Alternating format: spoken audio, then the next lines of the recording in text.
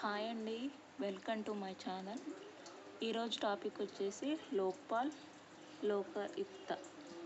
దీన్ని అంబుడ్స్మెన్ అని కూడా అంటారు. ఈ లోక్పాల్ అనే వ్యవస్థ మొదటిసారిగా స్కాండినేవియా దేశాల్లో స్వీడన్లో 1809 సంవత్సరంలో ఏర్పాటు చేశారు. అయితే కామన్వెల్త్ దేశాలలో మొదటిసారిగా 1962 న్యూజిలాండ్లో ఏర్పాటు చేశారు. న్యూజిలాండ్లో దీన్ని పార్లమెంటరీ కమిషన్ ఫర్ ఇన్వెస్టిగేషన్ పేరుతో ఏర్పాటు చేశారు. భారతదేశంలో మొదటిసారిగా 1959లో కేంద్ర ఆర్థిక మంత్రి సిడి దేశ్ముఖ్ లోక్పాల్ వ్యవస్థను ఏర్పాటు చేసేందుకు ప్రతిపాదన చేశాడు. 1966లో పరిపాలనా సంస్కరణల సంఘం మొరార్జీ దేశాయ్ అధ్యక్షతన లోక్పాల్ లోకాయుక్త ఏర్పాటు చేయాలని సూచించింది.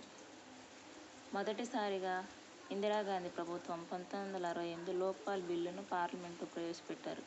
కాకపోతే 1970లోనే లోక్సభ రద్దయింది, బిల్లు కూడా వేగిపోయింది. అలా అనేక సార్లు బిల్లు ప్రవేశపెట్టారు కానీ అన్నీ మురిగిపోయినాయి. 10వసారి 2013లో పార్లమెంటు ఈ బిల్లును ఆమోదించింది. 2014 జనవరి 1 రాష్ట్రపతి ఆమోదంతో 2014 జనవరి 16వ తేదీన అమలు అయింది. 2025 నుంచి జనవరి 16న లోక్పాల్ డేగా నిర్వహిస్తున్నారు. కేంద్రంలో అయితే లోక్పాల్ అంటారు, రాష్ట్రంలో అయితే లోకాయుక్త అంటారు. ఈ లోక్పాల్ లోకాయుక్త అనేది అవినీతిని విచారించడానికి ఈ సంస్థను ఏర్పాటు చేశారు. ఫిర్యాదు చేయాలంటే 7 సంవత్సరాల లోపు జరిగిన సంఘటనలు మాత్రమే లోక్పాల్ స్వీకరిస్తుంది. 7 సంవత్సరాల క్రితం జరిగిన విషయాలను మాత్రం స్వీకరించదు. నిర్మాణం. లోక్పాల్లో ఒక చైర్మన్ ప్లస్ 8 మంది సభ్యులు ఉంటారు. మొత్తం 9 మంది. ఈ 8 మందిలో 4 జ్యుడిషియల్ మెంబర్స్, అంటే ఒక సుప్రీంకోర్టు న్యాయమూర్తి, హైకోర్టు న్యాయమూర్తిగా పనిచేసి ఉండాలి. ఈ 8 మందిలో ఇంకా 4 అవినీతి నిర్మూలన మరియు వివిధ రంగాల్లో నిష్ణాతులై ఉంటారు. అదే 4+4 మొత్తం 8 మెంబర్స్ అన్నాం కదా, తప్పనిసరిగా 8 మెంబర్స్లో ఎస్సీ, ఎస్టీ, బీసీ, మైనారిటీ, మహిళా వర్గానికి చెంది ఉండాలి కంపల్సరిగా. ఈ లోక్పాల్ చైర్మన్ ప్లస్ సభ్యులను ఎవరు సిఫార్సు చేస్తారంటే సెలక్షన్ కమిటీ. వీళ్ళ సలహా మేరకే రాష్ట్రపతి నియమిస్తాడు. ఈ సెలక్షన్ కమిటీలో సభ్యులు, అధ్యక్షుడేమో ప్రధానమంత్రిగా ఉంటాడు, లోక్సభ స్పీకర్, లోక్సభ ప్రతిపక్ష నాయకుడు, సుప్రీంకోర్టు ప్రధాన న్యాయమూర్తి లేదా అతడు సిఫార్సు చేసిన సుప్రీంకోర్టు న్యాయమూర్తి. ఒక నిష్ణాతుడైన సభ్యుడు ఉండాలి. పదవీ కాలం 5 సంవత్సరాలు, 70 సంవత్సరాలు ఉండాలి.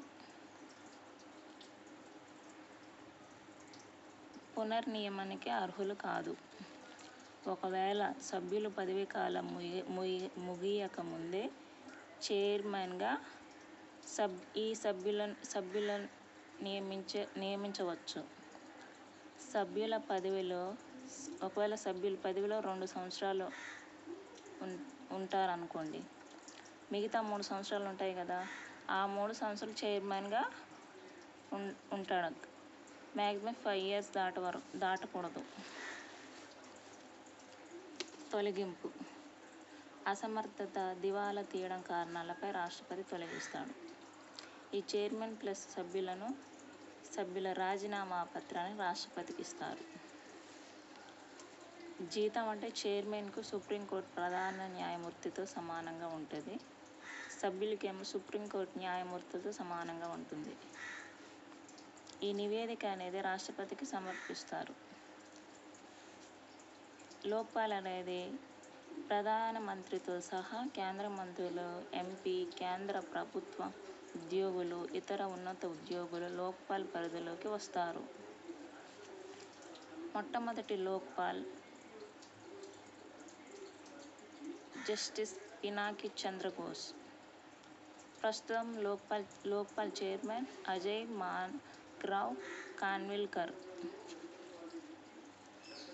రాష్ట్రంలో అయితే లోకాయుక్త ఉంటుంది. 2013 లోకాయుక్త యాక్ట్ ప్రకారం సంవత్సరం లోపల రాష్ట్ర స్థాయిలో లోకాయుక్తని ఏర్పాటు చేయాలి. కానీ అంతకుముందే చాలా రాష్ట్రాలు లోక్పాల్ వ్యవస్థను ఏర్పాటు చేసుకున్నాయి.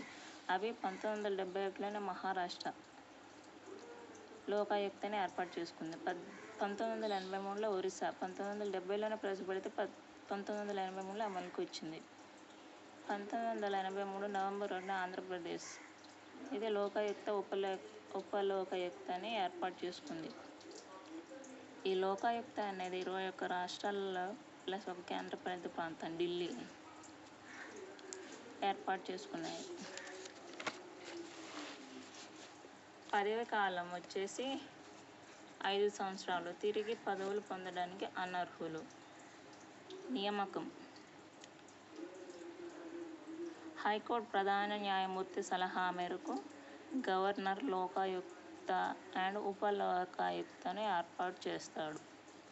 ఈ చైర్మన్ను హైకోర్టు న్యాయమూర్తి లేదా పదవి విరమణ చేసిన ప్రధాన న్యాయమూర్తిని చైర్మన్గా తీసుకుంటారు. ఉపలోకాయుక్తగా ఉండాలంటే గ్రేడ్ 1 జడ్జిగా పనిచేసి ఉండాలి. తొలగింపు. అక్రమ ప్రవర్తన, అసమర్థత కారణాలతో సుప్రీంకోర్టు న్యాయమూర్తి లేదా హైకోర్టు ప్రధాన న్యాయమూర్తి చేత విచారించి శాసనసభలో ప్రత్యేక మెజారిటీ తీర్మానం మేరకు లోకాయుక్త ఉపలోకాయుక్తను గవర్నర్ తొలగిస్తారు. పదవి విరమణ. 5 years వరకు ప్రభుత్వం పదవులు చేపట్టరాదు. అంటే 5 years వరకు పదవి విరమణ చేసిన తర్వాత 5 years వరకు ఏ ప్రభుత్వ పదవులు చేపట్టరాదు. 6 years లోపు జరిగిన సంఘటనలు మాత్రమే లోకాయుక్త విచారిస్తుంది. జీతాలు. లోకాయుక్తకేమో హైకోర్టు ప్రధాన న్యాయమూర్తితో సమానంగా ఉంటుంది. ఉపలోకాయుక్తకేమో హైకోర్టు సాధారణ న్యాయమూర్తితో సమానంగా జీతాలు ఉంటాయి. రాజీనామా. లోకాయుక్త ఉపలోకాయుక్త రాజీనామా పత్రాన్ని గవర్నర్కి ఇస్తారు. పరిధిలోకి వచ్చేవారు ప్రస్తుత మాజీ మంత్రులు, శాసనసభ్యులు, జిల్లా పరిషత్ chairman, vice chairman, municipal chairman, సహకార సంఘం అధ్యక్షులు, యూనివర్సిటీస్ ప్రిన్సిపాల్స్, ప్రభుత్వ ఉద్యోగులు ఉంటారు. ముఖ్యమంత్రిని మినహాయింపు ఉంటుంది ముఖ్యమంత్రికి. ప్రస్తుతం లోకాయుక్త ఉమ్మడిగా లోకాయుక్త ఆంధ్రప్రదేశ్లో జస్టిస్ ఆవుల సాంబశివరావు, ప్రస్తుతం తెలంగాణలో జస్టిస్ వి. రాములు ఉన్నారు. ఫ్రెండ్స్, ఈ వీడియో మీకు నచ్చినట్టయితే లైక్ చేయండి, సబ్స్క్రైబ్ చేయండి. ఇంకేదైనా సబ్జెక్ట్ కానీ ఏదైనా పార్ట్ కానీ చెప్పాలంటే కామెంట్ చేయండి. Thank you.